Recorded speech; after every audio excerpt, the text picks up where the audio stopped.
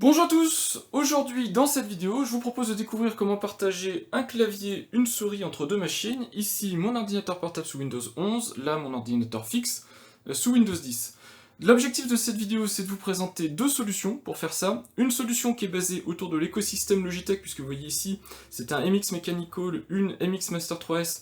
Donc je vais vous montrer Logitech Flow, qui est un applicatif intégré à la suite Logitech Options, pour pouvoir le faire nativement quand on a des périphériques Logitech. Et dans cette même vidéo, je vais vous montrer également l'utilisation d'un PowerToys. Alors c'était auparavant une application Microsoft Garage, mais c'est maintenant un PowerToys. Et le PowerToys s'appelle en français Souris sans bordure, mais c'est Mouse Without Borders, une application assez connue, historique on va dire, en tout cas elle a un petit moment maintenant, qui permet aussi de s'affranchir des limites d'une machine pour aller utiliser clavier-souris sur une autre machine, une ou plusieurs d'ailleurs.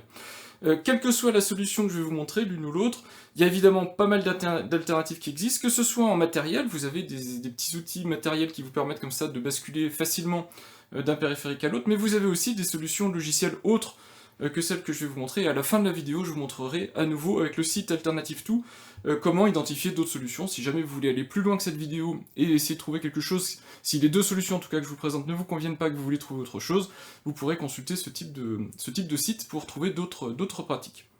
Alors quel est le principe général des deux solutions que je vais vous présenter très rapidement, et ensuite on va regarder dans le détail. Ces deux applications, enfin deux solutions qui n'ont absolument rien à voir l'une avec l'autre.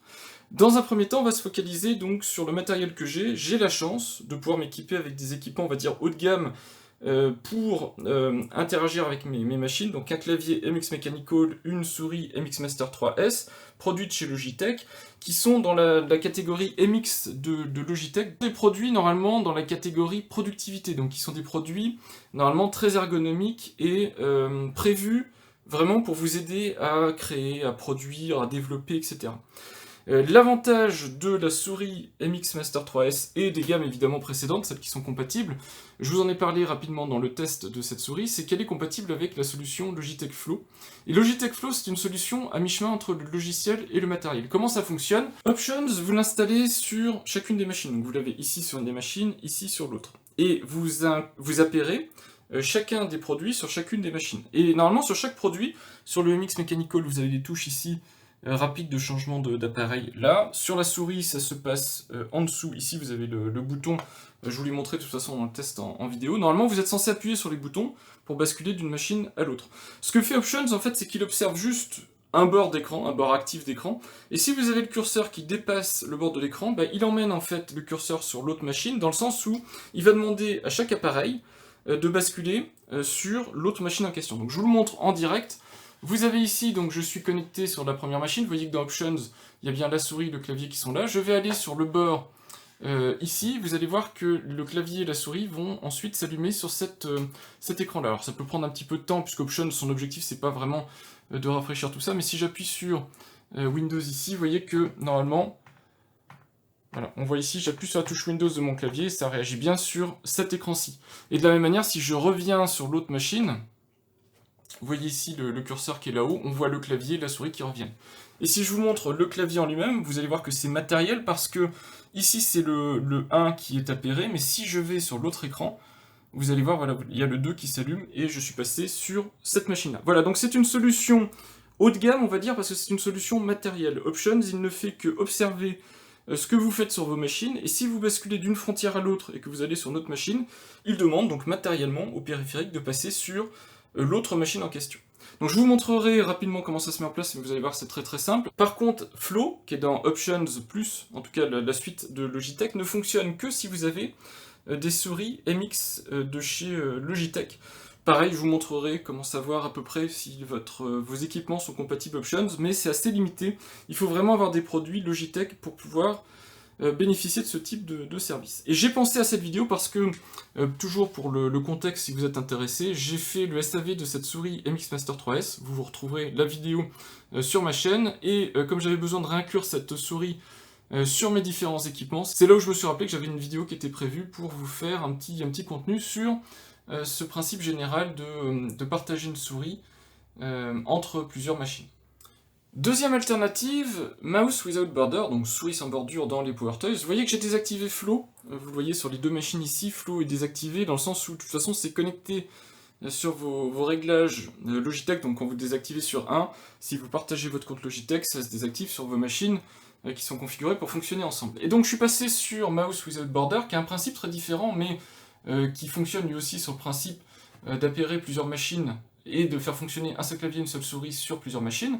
Donc ici vous voyez normalement au-dessus de PC, là vous voyez mon petit curseur de souris qui bouge, et si j'appuie sur démarrer, vous voyez que le menu démarrer s'affiche sur ma machine Windows 10. Si maintenant je franchis la frontière ici, d'ailleurs vous voyez la description des machines qui sont là, donc je franchis la frontière droite et je bascule sur le portable, vous voyez que maintenant ma souris contrôle l'ordinateur portable, et on voit ici le petit curseur qui se déplace sur l'icône de Mouse Without Border. Et si j'appuie sur le bouton démarrer de mon PC, voilà, vous voyez que ça pilote maintenant cette machine-là. Et le principe de Mouse Without Border est très différent de Logitech Flow. Le clavier, la souris, les deux périphériques ici restent connectés sur la machine haute, c'est-à-dire ici c'est mon PC fixe. Et ce qui se passe, c'est qu'il y a un service qui est allumé sur les autres machines, et des claviers souris virtuels qui sont installés sur ces machines, et en fait tous les mouvements clavier souris sont envoyés via le réseau sur cette machine-ci, quand l'application détecte que vous avez le curseur qui passe sur cette machine-ci. Donc c'est très différent, on n'est pas ici sur une solution matérielle où la souris effectivement est connectée à la machine, on passe par une solution réseau où tout est envoyé par le réseau sur cette machine-ci. Ça fonctionne tout aussi bien, par contre, évidemment, ça crée une toute petite latence, donc il faut des bonnes connexions réseau, étant local, etc.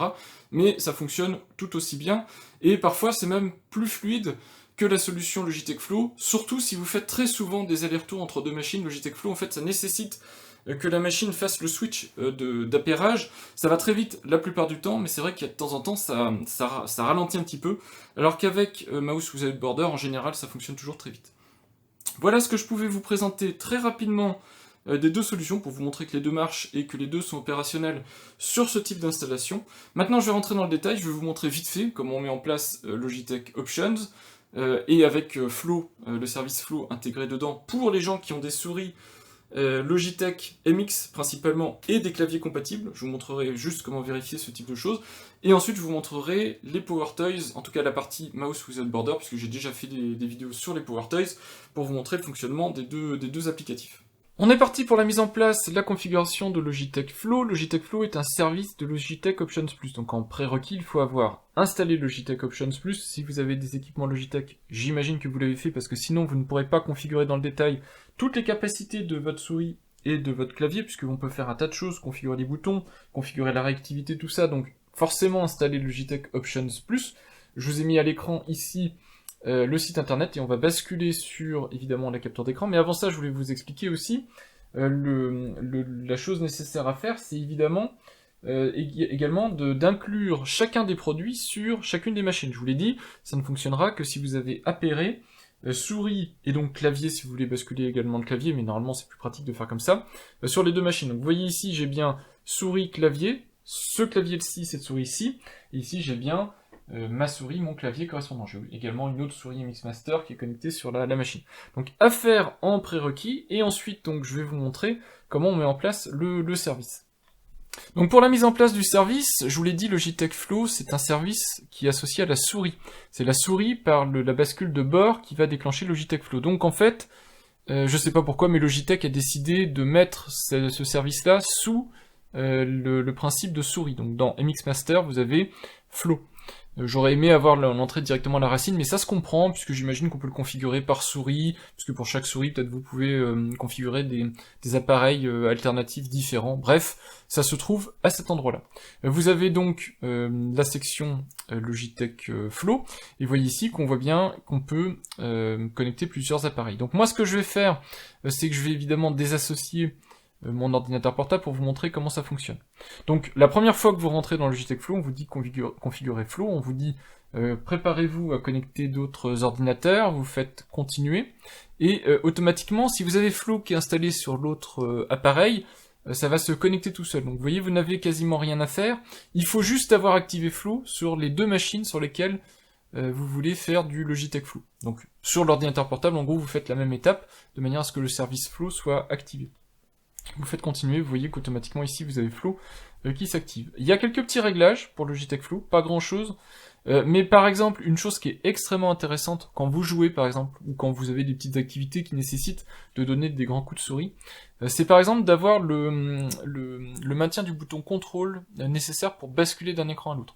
Ça vous évite malencontreusement, quand vous allez chercher une notification, un truc comme ça, d'avoir la souris qui part sur l'autre ordinateur, c'est vraiment super pénible. En faisant ça, c'est quand même assez pratique. L'autre chose que vous allez devoir faire ici, c'est clavier avec liaison. Donc, il y a des matériels qui sont compatibles Flow. Je vous montre ici la liste des appareils. Donc, normalement, quand vous allez chercher la rubrique Flow ici, on vous explique en quoi consiste Flow, comment mettre en place Flow. Et on vous dit aussi quels sont les souris et claviers qui sont pris en charge. C'est dedans, dans cet endroit-là, où vous aurez la compatibilité avec Flow. Vous voyez ici les souris compatibles Logitech Flow. Donc vous voyez que toute la gamme MX est compatible, MX, MX, MX. Et dès qu'on sort de la gamme MX, on a des compatibilités qui ne sont pas assurées, puisqu'on s'est considéré comme du matériel qui n'est pas de productivité, donc non compatible Options+. Pour les claviers, vous voyez aussi qu'il y a énormément de claviers compatibles Flow, et c'est tant mieux, ça évite quand même de trop segmenter de manière logicielle la gamme Logitech. Donc vous voyez qu'on peut aussi comme ça avoir les claviers compatibles. Donc vous, il vous faudra avoir un clavier compatible, ça ne marche pas avec un clavier tiers, vous l'avez compris, puisque c'est matériel, donc ça nécessite un pilotage de l'appairage. Vous cliquez juste ici sur activer, vous choisissez le clavier, s'il est compatible, de toute façon il apparaîtra dans cette liste, et vous pouvez en bas réinitialiser Flow. Voilà, c'est tout ce que vous avez, la configuration, donc copier-coller, ça c'est juste pour pouvoir transférer un copier-coller simple, un basique d'une machine à l'autre, et c'est tout. Et une fois que vous avez les deux machines qui sont connectées, bah vous pouvez très facilement, juste avec la touche CTRL, moi, parce que c'est ce que j'ai choisi, mais basculer d'un écran à l'autre. Donc vous maintenez la touche CTRL, et vous pouvez comme ça facilement faire votre bascule. Si jamais vous voulez arrêter Logitech Flow, temporairement, définitivement, peu importe, vous pouvez évidemment supprimer les périphériques que vous avez, les ordinateurs pardon, que vous avez ajoutés. Je précise, pendant que j'y suis aussi, que vous pouvez ajouter plusieurs ordinateurs. Alors je sais pas quel est le nombre d'ordinateurs, mais vous pouvez en mettre au moins 4, ça 4 j'ai vu faire, au-delà je ne sais pas. Vous pouvez évidemment les organiser pour indiquer les bordures de prédilection. Vous pouvez aussi mélanger les marques d'ordinateurs, donc vous pouvez avoir du Windows et du macOS. Pas de Linux, je crois qu'il n'y a aucune solution autour de Linux, puisqu'il n'y a pas Options Plus sous Linux, mais par contre, vous pouvez avoir un ordinateur Windows à côté d'un produit Apple. A priori ça fonctionne, moi j'ai pas de produit Apple, je peux pas vous le confirmer, mais je l'ai vu faire. Donc si vous voulez arrêter Logitech Flow, il vous suffit de cliquer ici sur la petite coche Flow. Donc, je vous le montre en direct ici, vous voyez que j'ai Service Flow qui est désactivé, je l'active. Voilà, vous l'avez vu, active ici, désactive ici, pareil je le désactive. C'est instantané et ça fonctionne plutôt bien. Maintenant que Flow est désactivé et que je vous ai montré comment ça fonctionne, on va basculer sur Mouse Without Border, qui est donc intégré dans les Power Toys de Microsoft. De la même manière, et je vous mettrai, si j'oublie pas, le lien dans la description, vous avez énormément de documentation autour des Microsoft Power Toys. C'est une suite logicielle très complète, je vous ai déjà fait 2 vidéos dessus. Celle-ci, quelque part, ça sera un petit peu la 3e, puisque je vous présente un utilitaire dédié des Power Toys. Vous avez énormément d'outillage, on va dire, pour faire plein de petites choses super sympas sous Windows, mais c'est exclusif à Windows. Donc, Mouse Without Border, comme tous les produits Power Toys Microsoft, ne fonctionne que sur des appareils Windows. Donc vous avez la documentation, vous pouvez installer directement depuis le site Microsoft. En général, on vous renvoie soit vers le site GitHub des Power Toys, soit vous pouvez aussi faire du Winget. C'est pareil, je vous ai fait une petite vidéo sur Winget si vous voulez faire une installation facilitée des Power Toys. Moi je vous conseille d'aller directement sur le site GitHub Power Toys, vous téléchargez le setup en x64, c'est compatible l'architecture 64 bits, donc, et vous téléchargez ça, normalement ça devrait fonctionner sans souci. Une fois que vous avez installé les Power Toys, vous verrez dans la liste ici des applications, alors si vous l'avez mis en français, vous verrez, ça s'appelle Souris sans bordure. Souris sans bordure, si je reclique ici, vous verrez que c'est un utilitaire quand même qui est assez ancien. Peut-être vous le connaissiez au moment où ça s'appelait, dans Microsoft Garage, l'application s'appelait Mouse Without Border, et c'était un développeur Microsoft qui avait travaillé dessus. D'ailleurs, si vous voulez retrouver le site historique, vous l'avez ici, vous cliquez là, et vous allez avoir la présentation originale en fait de Mouse Without Border, comme vous le connaissiez, avec sa petite icône et tout ça. Donc c'était sur Microsoft Garage, et c'est vraiment un outil qui est relativement renommé pour ses capacités de bascule d'une machine à l'autre. Donc, c'est une application aussi qu'il faut mettre en service. Vous cliquez sur activer. De la même manière, vous installez PowerToys sur chaque machine sur laquelle vous voulez activer le service. Ça se fait de manière très simple. Vous avez une clé de sécurité à définir. La clé de sécurité, extrêmement important. Le concept de mise en place est important puisque ensuite, vous n'aurez plus de soucis. Sur la machine haute, la machine où vous avez clavier, souris de connecter. Vous définissez, donc vous aurez par défaut une clé de sécurité qui va être générée. Vous faites une nouvelle clé. Vous allez avoir ce type de clé un peu complexe qui va être généré. Vous notez bien la clé, alors vous pouvez la copier-coller si vous avez une capacité de copier-coller entre les deux machines, vous la notez bien et vous notez bien le nom de l'autre, ou vous le définissez s'il n'est pas défini. Et ensuite vous allez sur la seconde machine, et sur la seconde machine, vous allez ici dans la petite flèche qui se trouve là, parce que par défaut c'est replié, vous allez là, vous mettez bien la clé de sécurité qui vient de l'autre machine et le nom de cette machine. Vous faites connexion, et donc normalement vous allez avoir en dessous la machine qui va apparaître ici. Et donc sur les deux machines ici, vous allez avoir le PC hôte, on va dire la machine haute, et la machine secondaire. Si vous souhaitez aller plus loin dans Mouse Without Border, il y a un tas de réglages qui n'existent pas d'ailleurs dans Logitech Flow, qui vont vous permettre de faire plein de choses très intéressantes. En particulier, vous avez le réglage ligne, mais vous pouvez aussi avoir un réglage matrice, donc vous pouvez avoir un réglage où les machines ne sont pas l'une derrière l'autre, mais sont comme ça en forme de grille, ce qui est beaucoup plus rapide pour basculer d'une machine à l'autre. Si vous avez deux machines, bon, ça sert pas à grand chose. Vous pouvez activer ou désactiver le service Microsoft Without Border, donc qui va s'installer sur la machine Windows, et qui permet de faire beaucoup plus de choses intéressantes, en particulier sur les comportements qui sont en dessous. Vous pouvez ensuite définir des comportements, donc par défaut laisser emballer la souris, en fait, c'est wrap en anglais, vous laissez ça activer, ça évite d'avoir un espèce de glitch où vous avez deux curseurs de souris, l'un qui suit l'autre, mais ça fonctionne un peu comme un remote control, donc en fait si vous ne l'activez pas, vous allez avoir la souris de prise de contrôle à distance et la souris du logiciel Windows qui essaye de suivre cette première souris, donc laissez ça activé pour éviter d'avoir cette double souris. Vous pouvez partager le presse-papier, vous pouvez transférer des fichiers à partir du moment où ils sont relativement petits, donc ça passe par le presse-papier pour tous les fichiers de moins de 100 mégas. Vous pouvez masquer la souris lorsqu'elle apparaît sur les bords de l'écran, dessiner le curseur de la souris. Le déplacement de souris relatif quand vous avez des écrans qui sont vraiment différents en termes de définition, ça peut être pratique. Bloquer la souris dans les angles, surtout si vous êtes par exemple en bas à droite pour aller appuyer sur le petit bouton masqué ou pour activer les notifications, ça peut être sympa. Et puis des différents messages. Vous avez des raccourcis clavier, très pratiques si vous voulez customiser tout ça. Tout ça est configurable et vous pouvez aussi spécifier les adresses IP en dur. Si vous avez des problèmes de résolution du nom de machine par rapport à l'adresse IP, vous pouvez les inscrire ici. Et si vous voulez, vous avez la possibilité d'ajouter des règles par feu, si vous avez des soucis de connexion entre les deux machines sur votre réseau local. Et vous pouvez, si vous le souhaitez, activer l'interface historique, qui est en anglais, mais l'interface historique de Mouse Without Border, qui va donc s'afficher, comme je vous l'ai montré, donc c'est la petite icône avec la double flèche, et puis vous aurez le menu historique non intégré au PowerToys, donc cette petite icône-là va apparaître dans la zone de notification, zone d'application ici de votre machine. Voilà, donc c'est beaucoup plus complet, vous l'avez vu, que Logitech Flow, on peut faire beaucoup plus de choses, en particulier sur les copier-coller. Par contre, c'est purement logiciel, donc on gagne certaines fonctionnalités, on perd sur le côté partage de souris matériellement entre les deux machines. Voilà, mais ça fonctionne à partir du moment où vous êtes dans l'écosystème Windows, ça fonctionne sur toutes les machines, alors que Logitech Flow, vous l'avez compris, c'est restreint à l'environnement Logitech. Logitech Flow, Mouse Without Border, si votre choix n'est pas fait, il reste encore le site Alternative2, on va jeter un petit coup d'œil, mais avec ce type de service communautaire, vous pouvez très rapidement avoir des applications alternatives, qu'elles soient gratuites, open source, payantes, peu importe. Vous aurez donc les alternatives qui peuvent éventuellement vous intéresser. Je vous remontre vite fait comment on y accède, comment on recherche. Il n'y a pas d'alternative à Flow, à Logitech Flow, puisque je vous l'ai dit, c'est matériel, c'est très propriétaire dans le sens où ça fonctionne avec le logiciel Logitech et le matériel Logitech. Par contre, pour Mouse Without Border, le principe est assez courant, et donc vous avez pas mal d'alternatives qui existent.